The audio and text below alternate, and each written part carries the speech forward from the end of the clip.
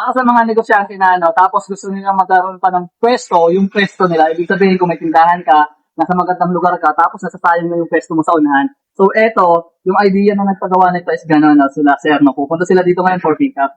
So, ito, may tindahan na sila, sir, tapos yung harapan nila may pwesto. So, sayang naman, dapat may pwesto pa sa ano. Ito ay, malaki ito pinagawa nila eh. 90 by 180. Tapos, ito ay pang Paris Mami to. Halika, tingnan mo dito. So, may dalawang butas dito para sa dalawang malaking kaldero, no? Tapos dito sa loob yung ano, yung lutuan niya ilalagay. Tapos compartment ang loob. Halika dito. Halika ka dito. So, stainless steel yung pinalagay nila, sir, dito sa ibabaw. Siyempre, pati mga compartment niya, stainless steel din. Yan.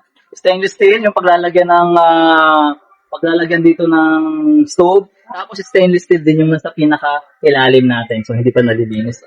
Pero for pick up na yan. Yan. Tapos, syempre, may lagayan dito ng padlock. Tapos yung kabila, meron din padlock yan dito. Tapos may handle para syempre hindi masyadong mahirap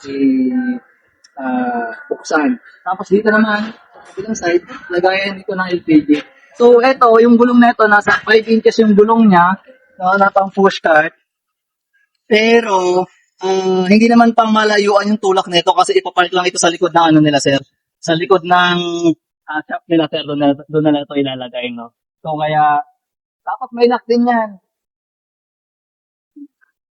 So, may lock din yan. Ayan, may lock din. Hindi lang pantay yung lupa eh. So, yun.